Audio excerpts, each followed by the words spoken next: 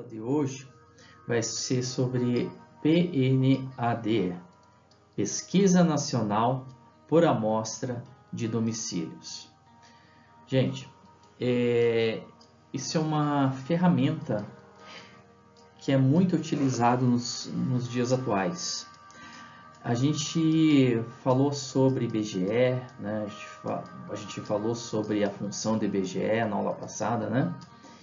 E no caso, esse programa, né, que a gente vai estar estudando aqui, ele é uma ferramenta utilizada pelo IBGE, tá bom? Muito assunto que a gente estuda na sala de aula, que a gente estudou aqui na nossa turma, né?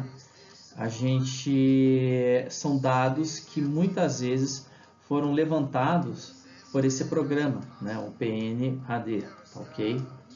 E assim, a história, né, desse programa, ele foi implantado em 1967, tá?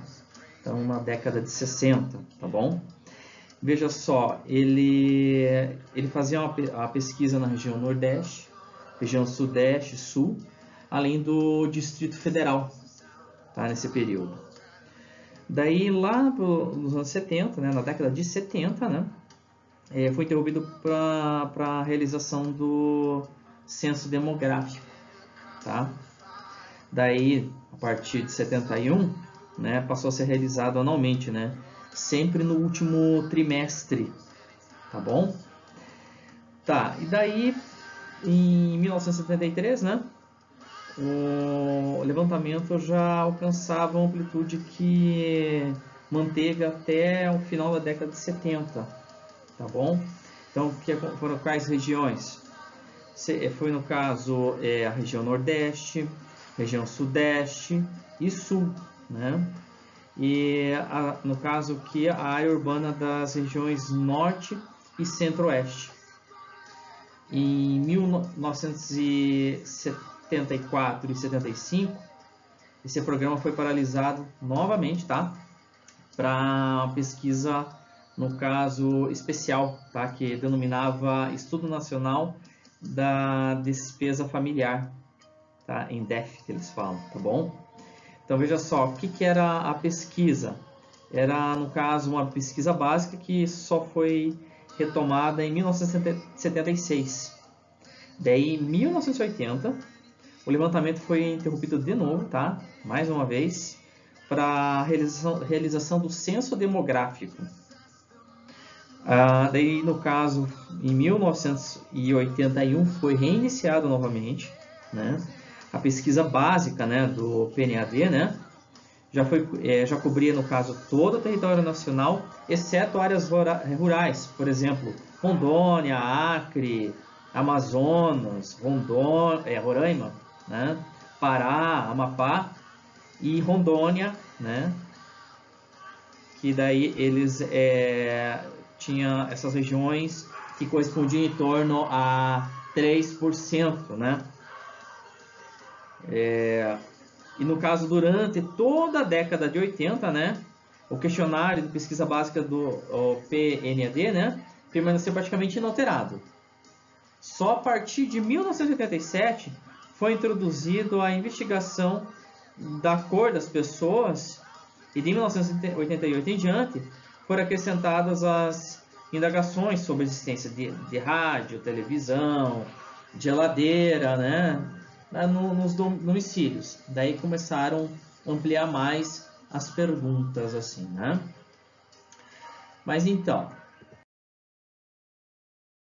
aqui vocês estão vendo que tem algumas, no caso aqui, algumas características, né? E algumas variáveis. Por exemplo, ele fala sobre, na primeira coluna, densidade demográfica, né? E sociais. Então, o que acontece? Ele fala sobre sexo, cor, condição na unidade domiciliar, posição na família, domicílio, número na família, a data de nascimento dos moradores, né? Depois, educacionais, a questão da alfabetização, escolaridade, mão de obra, para pessoas de 10 anos de idade ou mais, condições de atividade, para pessoas ocupadas, ocupação, atividade, posição ocupada no trabalho principal, né? Aí por diante, né? Ele fala, por exemplo, horas normalmente trabalhadas por semana, no trabalho principal, em outros trabalhos. E se o contribuinte do Instituto de Previdência pelo Trabalho. Vão vendo que é a questão da mão de obra. Eles vão ramificando aqui e vão perguntando, tá? Para as pessoas desocupadas, tempo de procura de trabalho, ocupação, atividade, posição na ocupação, motivo da saída, né? Rendimento, ele pergunta o rendimento mensal, normalmente recebido do trabalho, né? Principal e dos outros trabalhos, a aposentadoria, a pensão, abono, permanência, né? Essas coisas. Habitação, espécie de domicílio. Para os domicílios particulares, permanentes, tipo estrutura, abastecimento de água, esgoto sanitário, uso de instalação sanitária. Então, quer dizer, isso aqui são perguntas que normalmente são feitas, né? Essas perguntas são feitas nessa pesquisa nacional por amostra de domicílios, tá?